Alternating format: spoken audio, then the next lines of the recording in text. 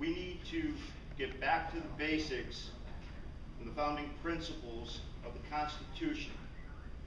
We need to understand what our rights are as a society and as an individual.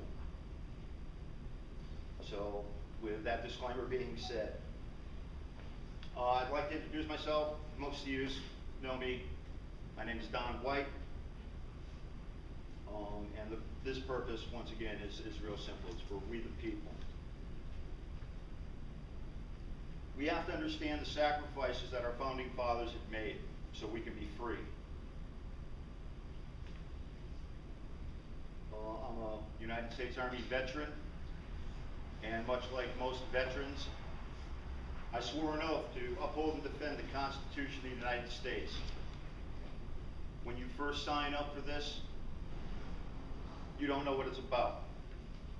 They don't tell you, here's a Constitution, this is what you're defending. So with that said, Thomas Jefferson is quoted as saying to James Madison on December 20th, 1787, "Above all things, I hope the education of the common people will be attended to, convinced that under good sense we may rely with the most security for the preservation of a due degree of liberty." Also quoted as saying to Richard Price on January 8th, 1789, "Wherever the people are well informed, they can be trusted with their own government." It was an individual government. It was not supposed to be a centralized government. Jefferson was a firm believer in that. In September of 1789, the first Congress of the United States approved 12 amendments of the United States Constitution, sent them to the states for ratification. The amendments were designed to protect the basic rights of U.S. citizens, guaranteeing the freedom of speech, press, assembly, and exercise of religion, the right to a fair and legal procedure, and the right to bear arms, and that powers not delegated to the federal government would be reserved for the states and the people. That goes back to the people rule the local governments, if you read the Constitution. Bill of Rights was finally ratified on December 15, 1791 by 10 of the 14 states, giving the 2/3 votes needed. Today, I guess you can just say this is just for education, like I said early on. One of the many points of contention between the Federalists and Anti-Federalists was that the Constitution lacked a Bill of Rights. The Federalists argued that the Constitution did not need a Bill of Rights, that it was self-explanatory. The Anti-Federalists believed it was not as clean-cut as they made it seem. Other precursors to the Bill of Rights included the English documents such as the Petition of Rights, the English Bill of Rights, which we know as Magna Carta, and the Massachusetts Body of Liberty. Now getting into the preamble, the Bill of Rights is actually, even though it is part of the Constitution, it is its own separate entity. So it comes with its own preamble. And the preamble states, "Congress of the United States, begun and held at the city of New York on Wednesday, the 4th of March, 1789, the convention of a number of the states having, at the time of their adopting the Constitution, expressed a desire, in order to prevent misconstruction or abuse of its powers, that further declaratory and restrictive clauses should be added, and as extending the ground of public confidence in the government will best ensure the beneficent ends of its institution. Resolved by the Senate and the House of Representatives of the United States of America in Congress assembled, 2/3 of both houses concurring, that the following articles be proposed to the legislatures of the several states, as amendments to the Constitution of the United States, all or any of the Magna Carta, which articles, when ratified by 3/4 of the said legislatures, to be valid to all intents and purposes as part of the said Constitution. Articles in addition to an amendment of the Constitution of the United States of America proposed by Congress and ratified by the legislatures of the several states pursuant to the 5th article of the original Constitution. So that's where it all pretty much started out, was the 5th article.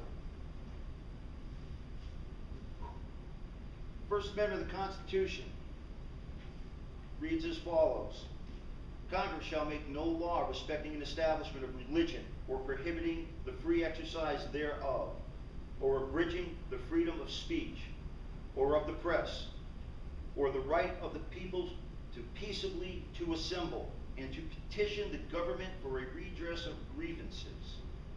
If you break it down, it'd sound hopefully something like this: Congress shall make no law respecting the establishment of religion or prohibiting the free exercise thereof. In 1802, President Jefferson wrote a letter to a group of Baptist ministers in Danbury, Connecticut, in which he declared that it was the purpose of the First Amendment to build a wall of separation between church and state. That is where that line comes from. It's not written in the Constitution. It was Thomas Jefferson's firm belief that there should be a line between the two. When you read the full letter, you'd understand that Jefferson was simply underscoring the First Amendment as a guardian of the people's religious freedom from government interference. On the second line of the First Amendment, or abridging, which means to condense or to diminish the freedom of speech or of the press. Basically, Jefferson and Madison added this to protect the freedoms they considered most basic and fundamental: the right to hold beliefs and the right to express them without restriction. Madison's version of the speech and press clauses introduced in the House of Representatives on June 8, 1789 provided: the people shall not be deprived or abridged of their right to speak, to write, or to publish their sentiments. And the freedom of the press, as one of the great bulwarks, which is a strong support or protection of liberty, shall be inviolable, secured from trespass or assault. The special committee rewrote the language to some extent, adding other provisions from Madison's draft to make it read: the freedom of speech and of the press and the right of the people to peaceably assemble and consult for the common good, and to apply to the government for redress of grievances. In this form, it went to the Senate, and it's what we have today. When you read the third line of the First Amendment, or the right of the people to peaceably assemble and petition the government for a redress. Well, redress meaning to set right of grievances. They are not supposed to hinder you from doing such. The Second Amendment, which is extremely controversial nowadays, would read in the Bill of Rights: a well-regulated militia being necessary to the security of a free state, the right of the people to keep and bear arms shall not be infringed. This has been one of the hot topics in the Supreme Court, and they keep twisting it. And at the very end, you'll understand why they shouldn't twist anything that are in the Bill of Rights or the Constitution. In colonial times, the term well-regulated, here's a funny thing, meant well-functioning. Richard Henry Lee, which was another one of the founding fathers. A militia, when properly formed, are in the fact the people themselves, and rendered regular troops in great measure unnecessary. The power is to form and arm the militia, to appoint their officers and to command their services are very important, nor ought they in a confederate republic to be lodged solely in any one member of the government.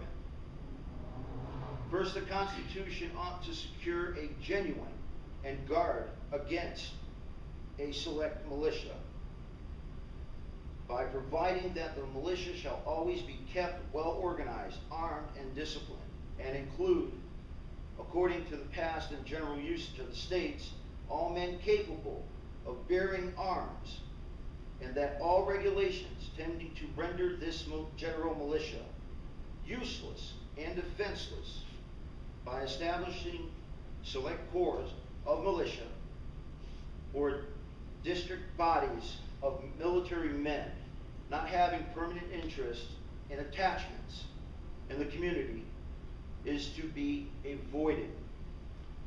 To preserve liberty, it is essential that the whole body of the people always possess arms and be taught alike, especially when young, how to use it. It's pretty clear cut what their intention was on the Second Amendment. Laws that forbid the carrying of arms disable only those who are neither inclined nor determined to commit crimes. Such laws makes things worse for the assaulted and better for the assailants. They serve rather to encourage than to prevent homicides, for an unarmed man may be attacked with greater confidence than an armed one. Thomas Jefferson. Maybe he was onto something. The Third Amendment. No soldier shall, in time of peace, be quartered in any house without the consent of the owner, nor in time of war, but in a manner be prescribed by law. And there's been situations throughout history where soldiers have taken over an individual's home for their own good, which is against the Bill of Rights, against the Constitution. Breaking that down, no soldier can be considered any militant follower or organization. In today's standards, that would be anything from your National Guard, Army Reserve, or even a police department, as long as they're being federally funded. Shall, in time of peace, be quartered to take up or be assigned lodging. They cannot sit there and say, this house on this street, that's the house that you take over. They cannot do that. In any house without the consent of the owner, nor in time of war, but in a manner prescribed by law. It's kind of like rule number 1. When rule number 1 doesn't apply, refer to rule number 2, which normally tells you to refer back to rule number 1. Amendment 4. The right of the people to be secure in their persons, houses, papers, and effects against unreasonable searches and seizures shall not be violated, and no warrants shall issue but upon probable cause, supported by oath or affirmation, and particularly describe the place to be searched and the persons or things to be seized. They cannot, even back then, have a blanket warrant where they can say, well, we're going to search your house. Because even by today's standards, pretty sure they can find something that they can twist. The right of the people to be secure in their persons, houses, papers, and effects against unreasonable searches and seizures shall not be violated. When they say that it is supported by an oath is a solemn pronouncement to affirm the truth of a statement or to pledge to a person to some course of action, often involving a sacred being or object as a witness. That is an oath. Like when you swear an oath to the Constitution, so help you God. An affirmation is a person who doesn't want to swear an oath or an allegiance to bear witness to an inanimate object or God. That's the only difference between that. But you're still required to tell the truth. Fifth Amendment says, no person shall be held to answer for a capital or otherwise infamous crime unless on a presentment or indictment of a grand jury. In cases arising in the land or naval forces or in the militia, when in actual service in time of war or public danger, nor shall any person be subject to the same offense to be twice put in jeopardy. You can't be tried twice for the same crime. Of life or limb, nor shall be compelled in any criminal case to be a witness against himself, nor be deprived of life, liberty, or property without the process of law. Nor shall private property be taken for the public use without just compensation. When it says no person shall be held to answer for a capital crime, they're calling for the death penalty. That's the ultimate penalty for any crime known to man.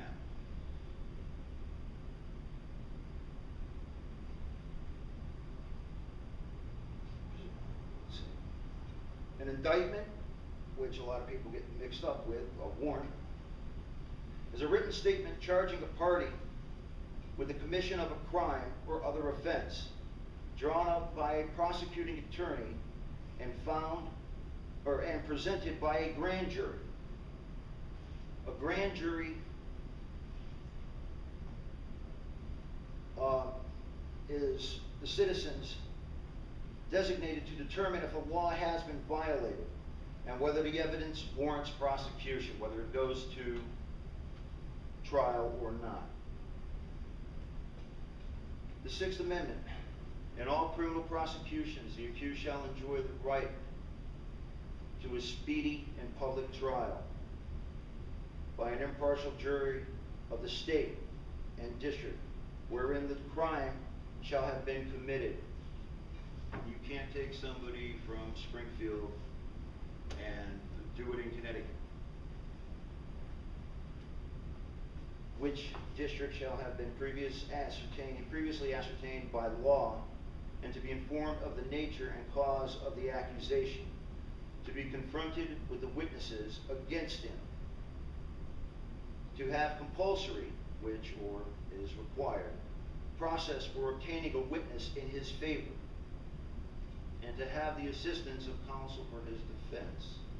Pretty self-explanatory for the most part. The Seventh Amendment is in suits of common law. Common law is a little bit different than the laws that we know today. Common law was of the people, where the value in controversy shall exceed $20, the right of trial by jury shall be preserved, and no fact tried by a jury shall be otherwise re-examined in any court of the United States than according to the rules of the common law, which is the people and the communities made up their own laws. The Seventh Amendment also, where they're talking about the common law, it was a system of laws originated and developed in England and based on court decisions, prior court decisions, and on doctrines implicit in those decisions, and on customs and usages, rather than a codified written law like we have today. The Eighth Amendment, real simple.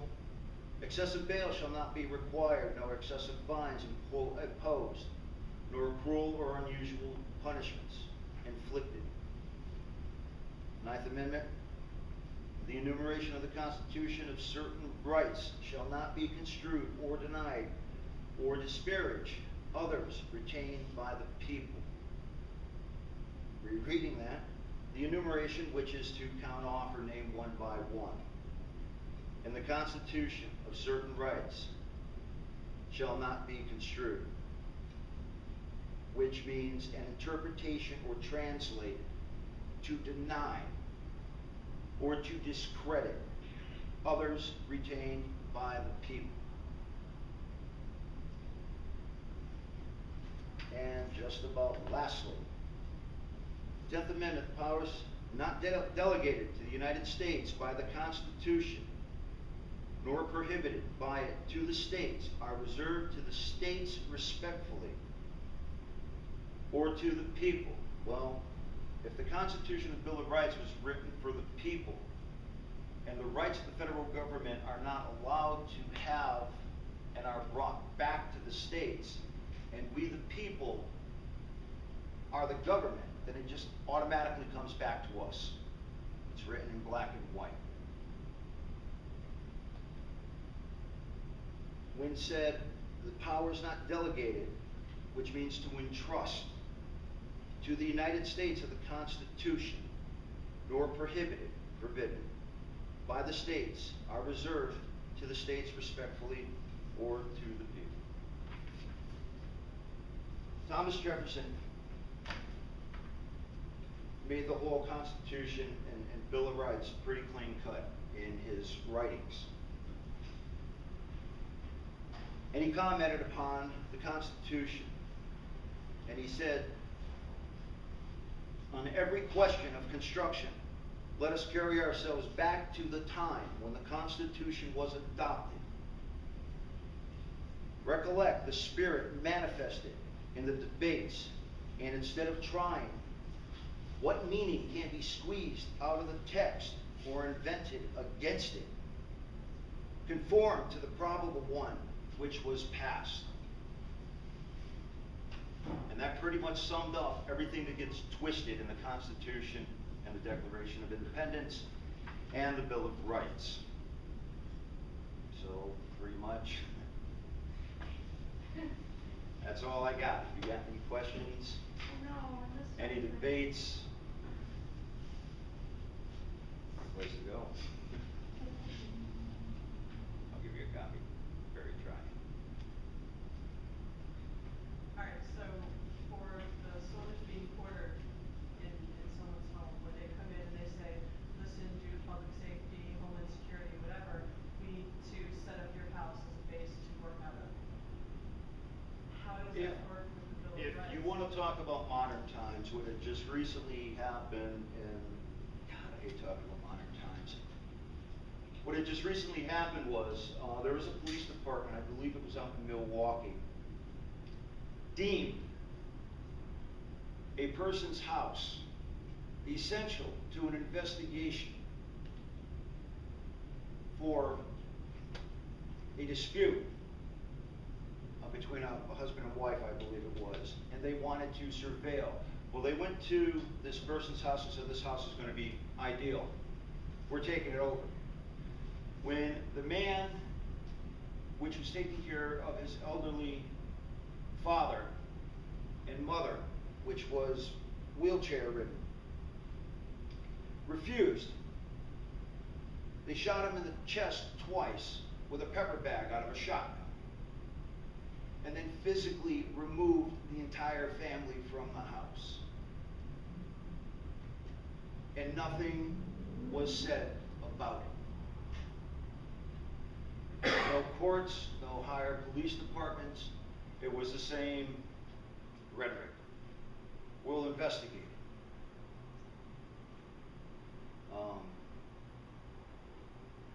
And it's still, like I said, it's been like 2 months and I haven't What heard they anything hide else. behind on all this is the whole probable cause thing. You know, Probable this is what gives cause. them the right to get into the house. No, there was no probable cause. That's like saying, I want that area there so I can watch you there.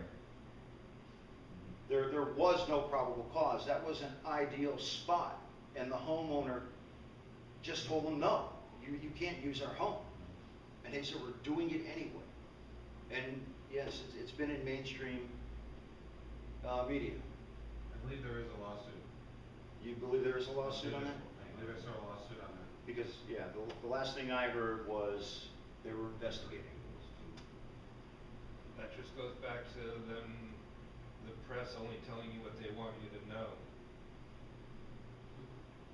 Problem is, Kinda like the movie Wag the Dog, remember I Right. showed that to you?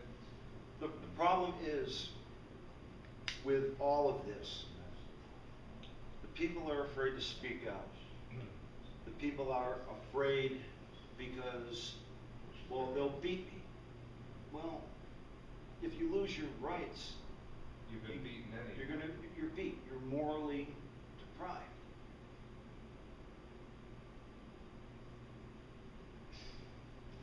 It's a double-edged sword. It really is, because the way this was all set up was the people were supposed to govern themselves. I don't bother you, you don't bother me, I go about my own business. You may not like what I do, and that's fine. You have the option to walk away. You may not like the God that I worship, and that's fine. You don't have to worship him. You don't have to like what I say, and once again, you can walk away. You don't have to read a book. I mean, this is an evil book, the Constitution. The Bible's an evil book, which goes back to religion. You don't have to read it. That is what being a free man, free choice. That's what it's all about. You know, and it seems like we were more interested in what our neighbors are doing and whether they fit our cookie cutter type of life than we are about ourselves. We have to govern ourselves, or else we wind up in a collective. So in other words, what the politicians are doing today is considered treason to what they were doing back Okay. then. In regards to, see, somebody has heard me say this repeatedly, and actually kind of got a little loud with me. It's not the politician's fault. I can tell you that right now. This is just my opinion. Not the politician's fault. If we do not call up the politicians and say, we are against this, if we do not listen to the words they use, simple example, could you go and do this? Yes, I could. And the person walks away. Well, they didn't ask, would you do that? That's true. One small word. And when they give these speeches, it's semantics, it's wordplay. And the people don't listen to what is being said. It seems like they want that feel good, you know, like they're all part of a team. And they're not. What they're doing is they're settling. Excuse me. Yes, sir. I hate to see the press thrown in as this conspiracy theory. I'm a retired journalist and publisher, and I work a lot with college students and college publications. I don't think journalists go into the profession thinking I'm going to be part of a conspiracy, nor do I think they talk to each other.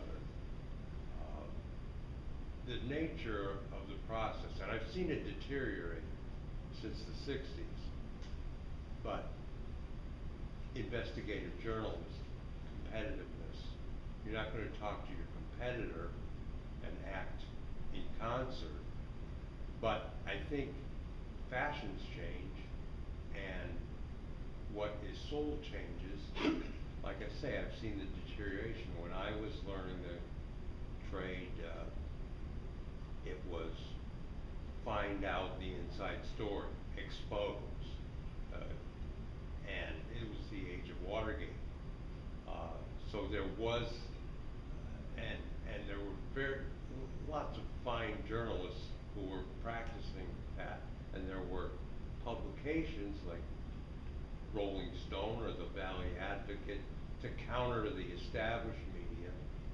But today it seems there's no market for it. And that goes back to the people. The paparazzi issue is people say, oh, those nasty people, what they do. But you buy the magazines that support them. Which supports it. So, I'd be, a little reluctant to call the press a member of this conspiracy, although I'm certain in corporate level there is a lack of standards. I can't really see using the word conspiracy, because if you take, at any given time, it's a cookie cutter situation. If you look in the Springfield Republican, they've taken the story from AP. All right. You look at CNN, taking the story from AP. So it's cookie cutter. There is no such thing as investigative journalism anymore that I can see. I think you're right. They get Very fed. few. Well, this is what the facts are. Oh, we're not going to make a retraction because we're wrong. Where growing up, if there was a retraction to be made, it was in big bold print. We're not getting that today. No.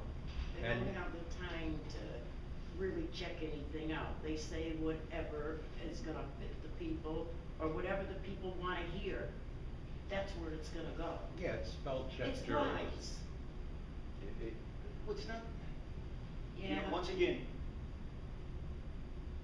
when they're given a story and it's told, well, this is the facts, and I know some of the situations you're talking about where one thing is done, something else is printed. That's right. I Okay. know 4 different ones. And yeah, there was no follow-up. And it's really kind of sad, because that actually helps the demise of the mainstream media nowadays. And it trickles down to the society in Correct. general.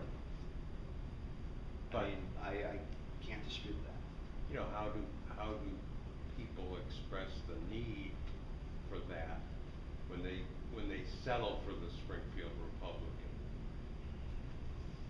If people really want, we are the journalists of today.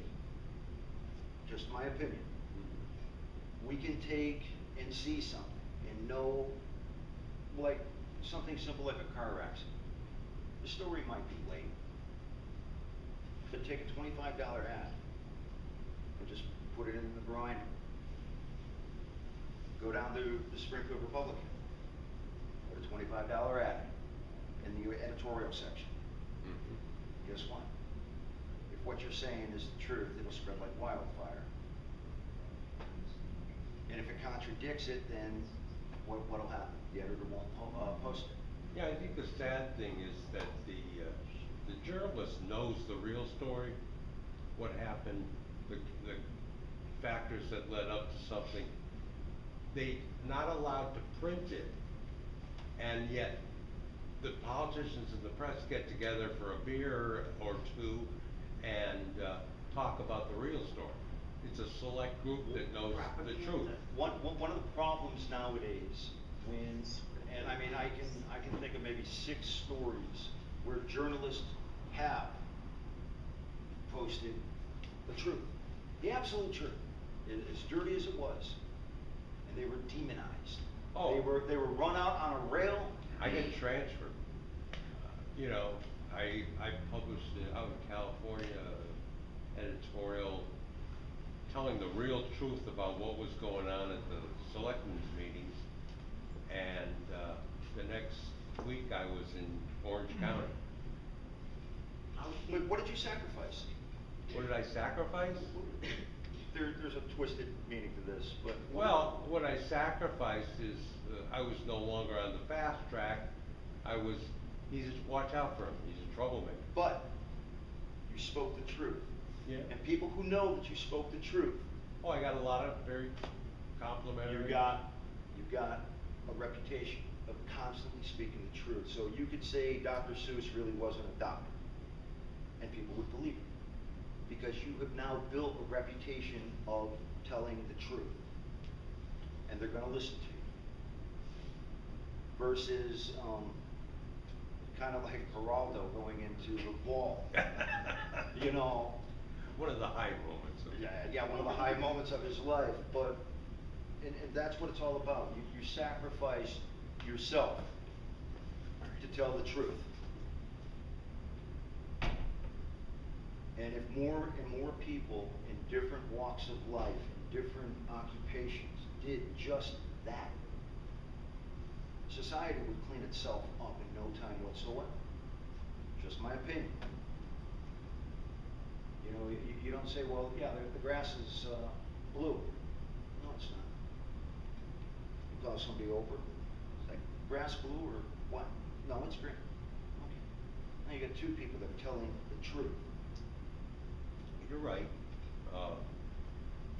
I mean, everything I really believe, and I have to say this has to do with old-fashioned values and an upbringing from an old-fashioned family. You know, it's all basic. If you're going to look for fame and glory and money and You don't go into journalism. Well, Some do.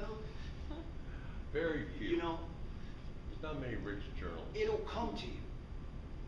All that stuff will come to you if that's your path. But you don't sacrifice who you are or what you believe. And as soon as you do, you sold yourself out. Well, ideally, you don't go in with your beliefs. That's the reverse wag the dog. Correct. You have we all have a personal perspective. But you use that perspective, like you're saying about journalism. But I know what's right and what's wrong. Correct. A moral compass. Yeah. And that's what a lot of what we're missing today. Oh, right. Where'd it go wrong? Where did everything come from? That's just it. People got used to We having got things complacent. handed to them. We got totally complacent in our life. We kept up with the Joneses, we got the Chevy just like they did, or we got a better one.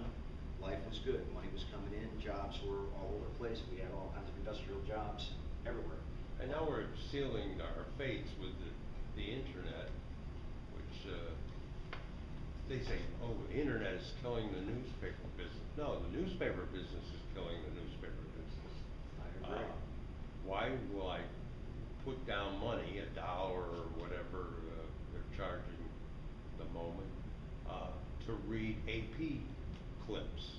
I mean, there shouldn't be an AP clip in the whole Springfield newspaper. No, it should be like it used to be, individual. You know, a police reporters. report, and inside knowledge. You know, this is why you pay me, is because I get the inside story.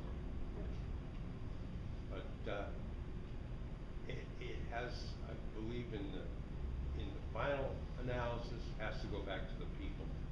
But once again, this is what gives it back to the people. The people have to start calling out a journalist, a politician, a police commissioner. We have to start using this.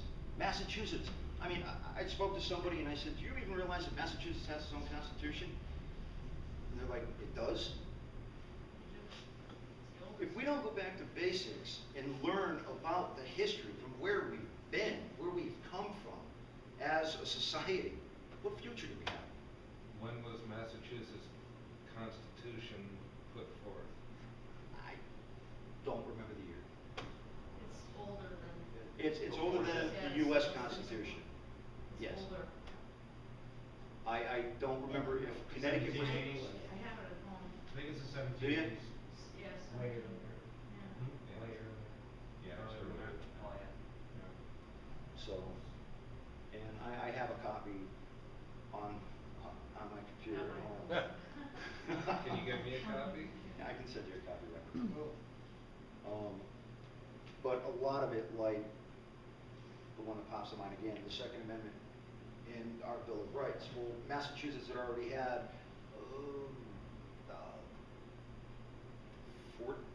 14th Amendment or 17th Amendment of the Massachusetts Constitution says exactly the same thing.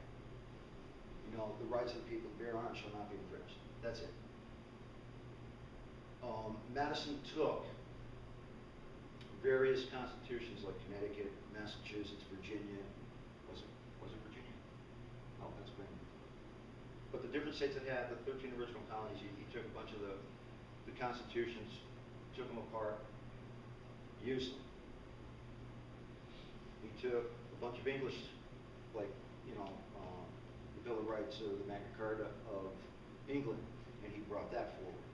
And he took it and assembled the Constitution, you know, with the help from Thomas Jefferson and Benjamin Franklin and all those great founding fathers, and invested those words in two pieces of paper which we're just not using. Well, there's a lot of ignorance. I mean, the man on the street, the child on the street, the young person on the street doesn't know that. Yeah, well, they were supposed to teach us all this in school, and they didn't. They just taught Well, just they taught me. They only, I don't know. not all of it they didn't. I listen to him every day. Take my word for it. In school? Yeah, no, I wish now. Believe me, he's done his research. Yeah. And a I'm lot not- of it is people don't have the time. They'd rather play a video game. Well, then you go back to the forefathers, and you have to look at the, you know, Valley Forge and the hardships, the commitment these people had. But That's if you, just it. It got to the point where people don't know what it's like to even work anymore. No, they just don't wanna, know what it's I mean, like I'm to be sure that without. people think Not everything. in the Constitution, there's a right to a welfare check. Oh, excuse me, I don't care. I was on it before in time.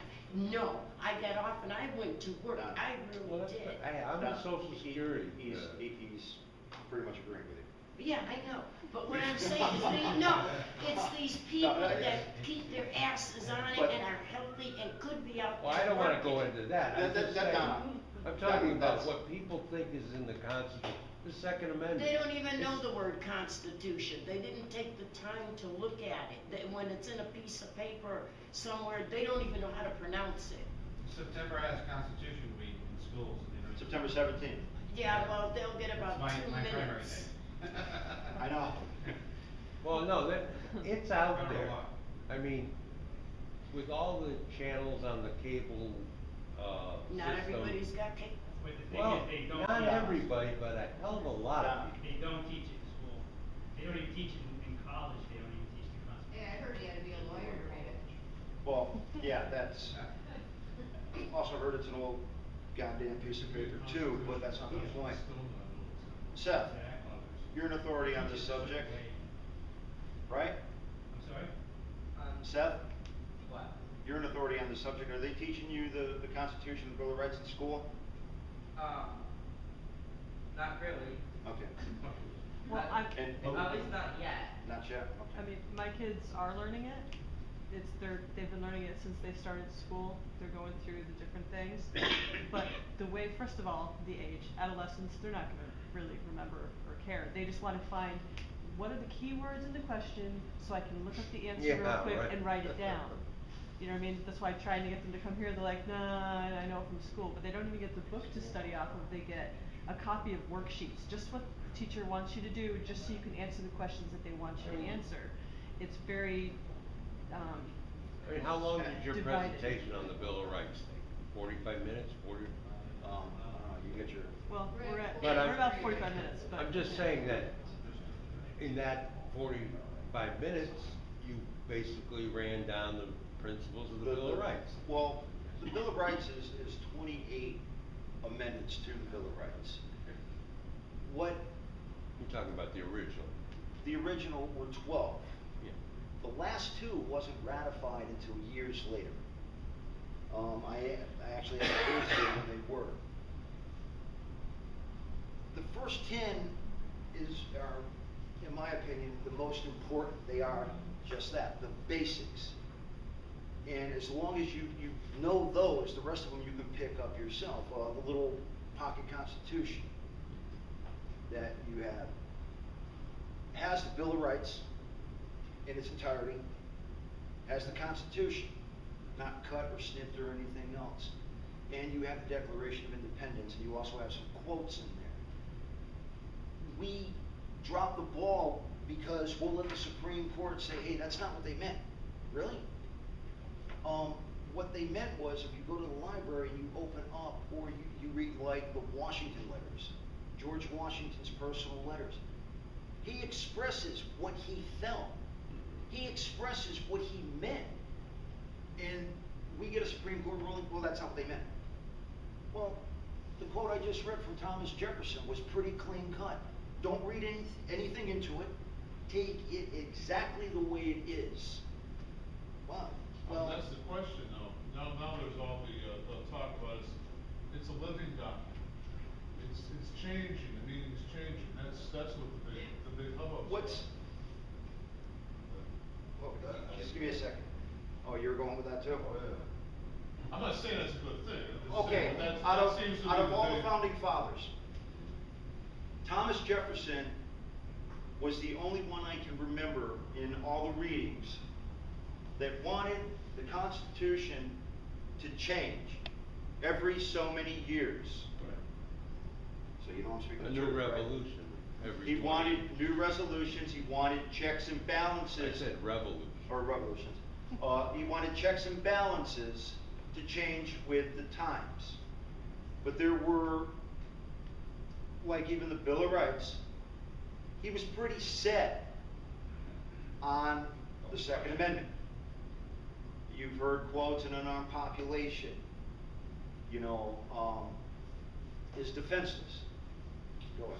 That's, I agree with just staying at the beginning, instead of having it a living, like a living document, like keep changing and so on and so forth. Because, like you said, like the Second Amendment, I mean, everyone should have a right to bear arms. But, even in the Wild West, they had before a sign, you know, must leave guns At the door. at the door. See, it's like, it goes back to the, you know, like, the bad, you must. Wow, this turned into a Second Amendment. Even at the door, because it was a bar and they didn't want everybody to get drunk. Exactly, you're getting drunk, you're shooting up the bar. Yeah. No, Yeah, it's private and property. Kyle's right, but if you look at it, every time that there's another law passed, I don't ever remember in my, well, let's see, 41 years, let me say 41 years, because I wasn't reading when I was like just born. In 41 years, and you know this, I've never seen a criminal that followed the rules. It's kind of the So, definition. say what? That's the definition of Like a a criminal. Exactly. They don't They're follow outside the the laws, law. they don't follow the rules, but the whole thing is, we keep getting crushed, I guess it is. and we allow it, because we have to go along to get along. You know, we don't listen to, once going back to it again, what politicians say. We're voting for these people, they're supposed to represent us.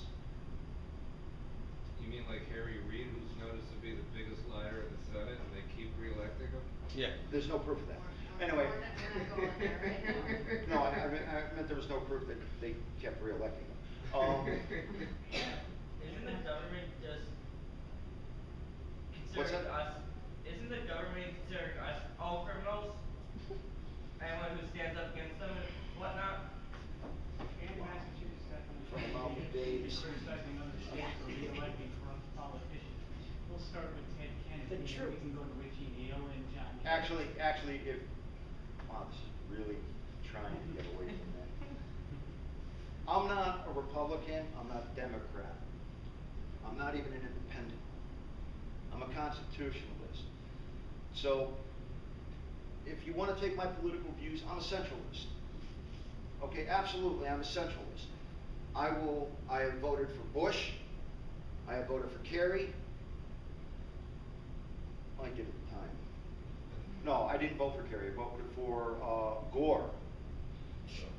I voted for Bush because I tried to listen to the words that the man, the individual that was going to represent, the little selfishness here, my country. I listened to the words that he said, kind of like the would and could. It sounded right. I can say that I was wrong. Principles, not party. Principles, not party. Exactly. Are you talking about baby Bush or daddy Bush? Both of them are bullshit artists. That's not the point. We buy The lists. thing is, we have to vote What with. politician is it? Ron Paul. Oh, Rand Paul. I'll give you that, Mike. Thank you very I much. stepped Because on if his they very hadn't have bubble. had all the voters fraud, he'd have been in there, we'd have been squared away, But- and this wouldn't be going on. Yes. A candidate with no party Sir? doesn't stand much chance You're of the change. one. I disagree with that. Say what? I disagree with the statement. That's fine.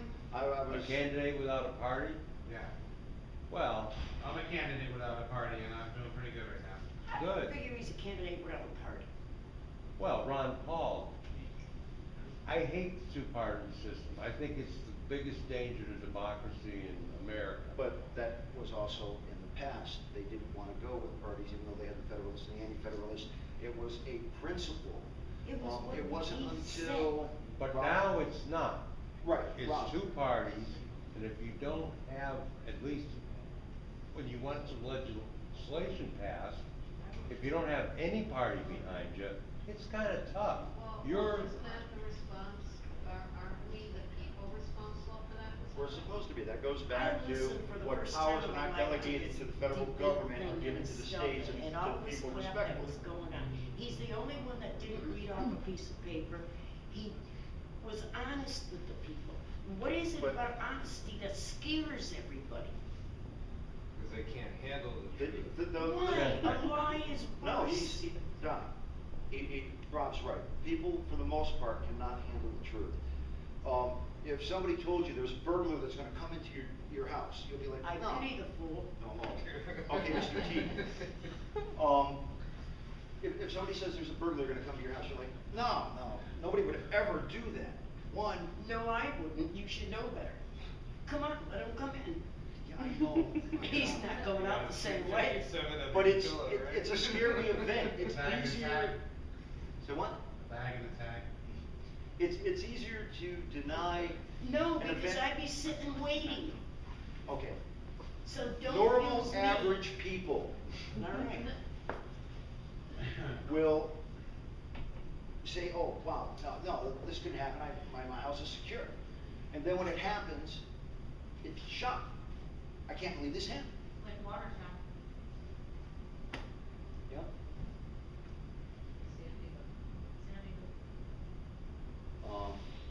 And this wasn't supposed to be a Ron Paul rally. I'm sorry, but my eyes, So no. the Second Amendment, militia, isn't that the National Guard? No, it's not the National Guard, it's not the Army Reserve. If you take it today, as long as they're being federally funded, they are no longer a state, quote-unquote, militia, because the federal government pulls them by the nose. Right now, the Founding Fathers firmly believe that there should not be a standing army. If you look at Switzerland, every citizen is trained in a weapon from the time that they can pick it up. And there was a beautiful story I saw on PBS. They did it about Switzerland and their army. Well, the guy walks over to the vault and he says, those are automatic weapons. Not the little semi-automatics that they keep confusing. These are the ones you pull the trigger and it just keeps going. And the guy's like, yeah. That was my great-grandfather's. That was my grandfather's. That was my father's. That one's mine. And that's my son. They're all in the militia. There is no standing army. But if you take it historically, how many wars has Switzerland been in? None. Hard to Zero. say. The people are the standing army. The United States, if a butterfly flaps its wings in China, hey, let's get on the boat, let's go. That's because they don't know how to mind their own business. Sure they do. It's right here. They don't know. We how are to not read. supposed to Well, I was intervene getting to was in that- another country's problems. It's written. It's in black and white. If you check it on the internet, it might change. But as long as it's in book form, it's not going to change. Because once you have it, you have it. I understand that. But I'm just saying. We are not supposed to, and people say, well, that's an isolationist. No, it's not. Well, if you read Vermont's constitution, Pennsylvania's constitution, it all says, they all say the same thing pretty much, is that the militia is the standing army and that there shouldn't be any army, any standing army. But that's why we keep going to war, because when we go to war, it crushes the militia. There's Because there's a standing army and we're at war. So we should have a militia, but because there's always a standing army and we're always at war, it kind of wipes out the militia. I know what you're saying. It's a catch-22. It's Yeah. just a revolving door syndrome. Right, but I was just being, Even in the Massachusetts Constitution, a militia is able to be called up in a time of emergency by the President of the United States.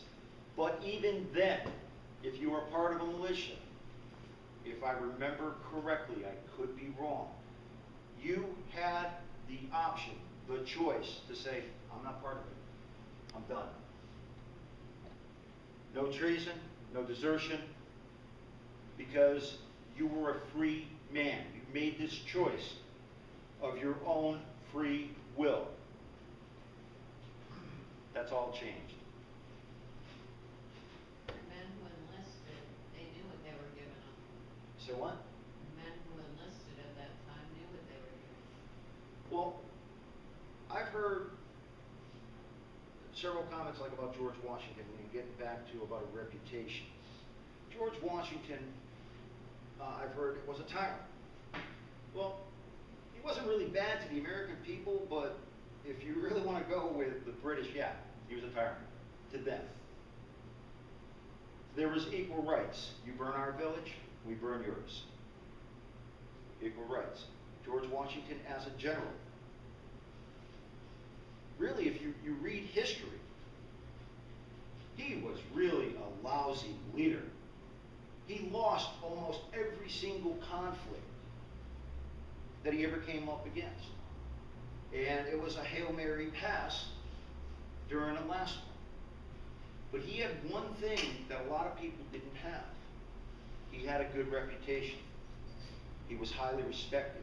So every town that he went through, people wanted to join the army.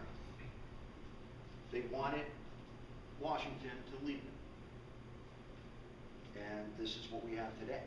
Yeah, but a lot of people don't realize that, because they don't read anymore, that all through George Washington's term, he was also doing military actions right up until he was too old to do it and got too sick.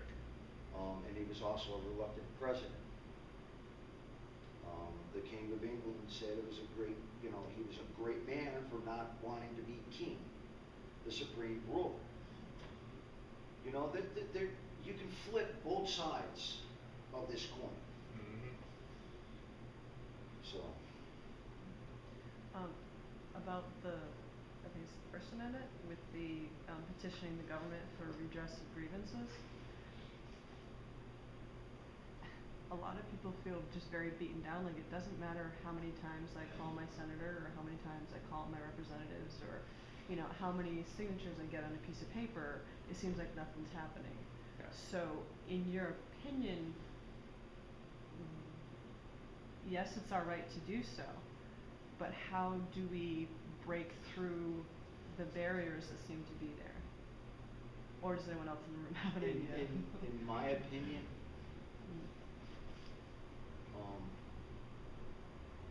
you know, kind of like teaching somebody. You show them. You do it for them. This is how it's done. You try it. I'll help you out. Do it yourself.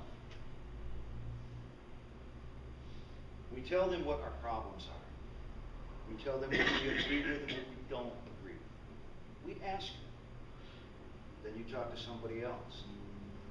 And this whole time you're building up people. You start taking like the Massachusetts Constitution, you start using it against them. The rules that they do not want us to know. Or it's always a diversion, it's a side issue.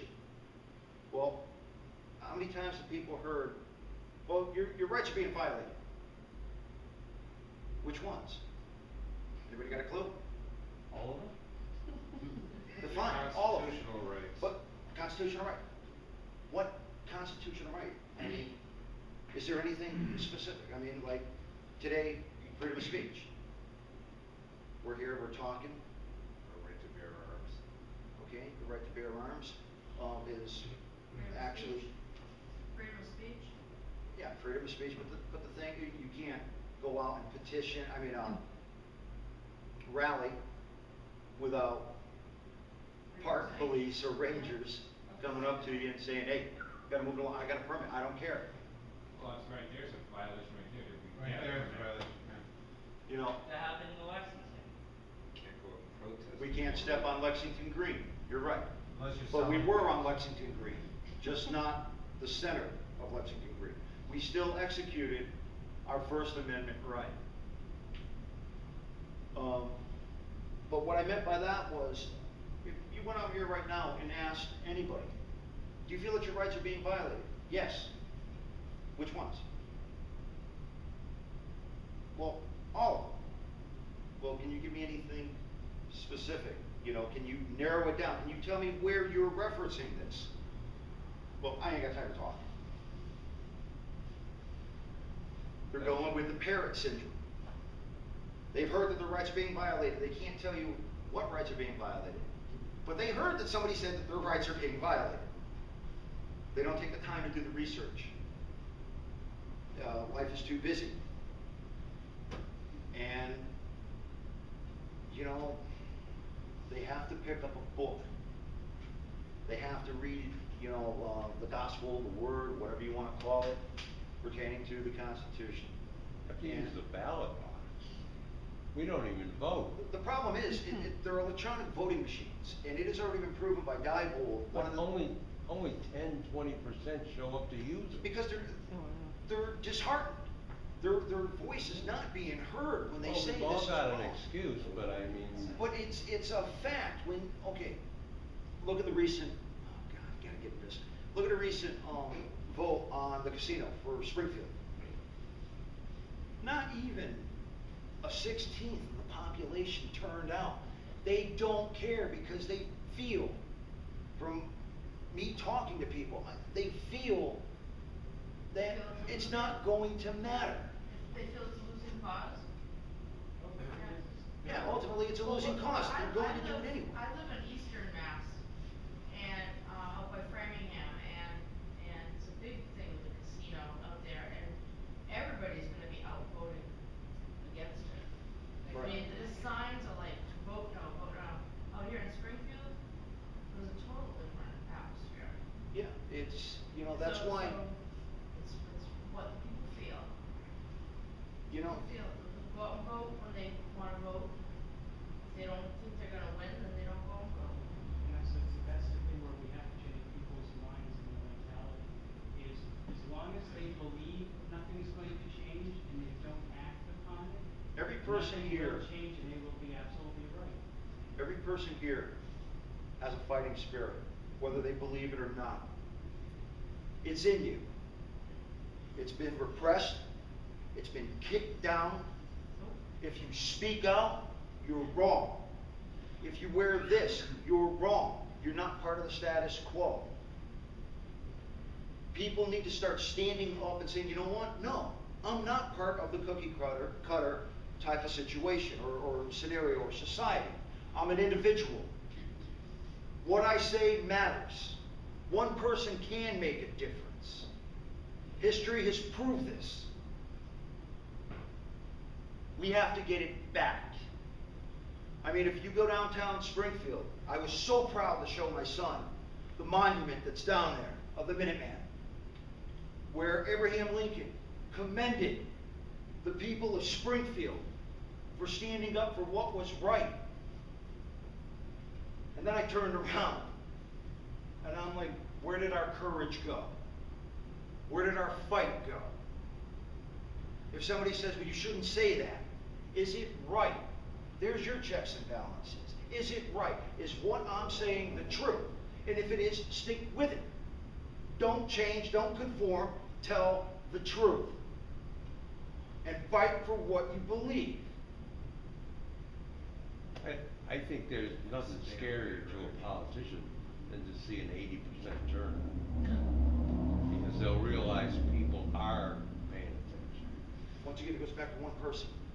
You have a strong conviction in this, then you show the people the facts. And that goes back to your press. If the press had the courage to exercise what they are given, then they can enforce or invoke change in society and the way they think. One of the, you know, you go for a job.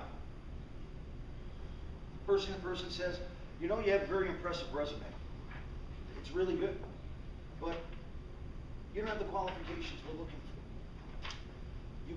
You cannot do this job. Really? Where in this piece of paper does it say that I can't do this job? They can send a monkey to the moon, but you can't teach me how to do this. We go, oh, okay, all right. Well, I didn't get the job today. What did we just do? We sold ourselves short. We compromised. And we let somebody else beat us down. If you say, well, yeah, my experience is this, but you know, if you look at this, I can turn this into this event or this type of training. I can learn how to do this.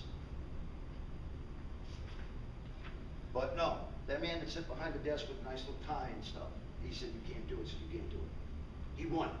He didn't even have to try. That's where the fighting spirit comes in. If you want it bad enough, fight for it. Isn't that what we teach our kids? But you know, the whole thing is the politicians, they work for us. Goes back to what I said once Yeah, again. they work for us, Whole- and if we wanna speak our mind to them, you gotta get on that phone and call them, don't be afraid. You know? Get on the phone and call I called Ed Markey. them. Hey, Oh, I pay your salary. Guess what? I'd like to speak to you for a moment. Somebody's calling him over there. What's that, Tom? No. No, I'm just saying. What'd you say? I said that's a dramatization.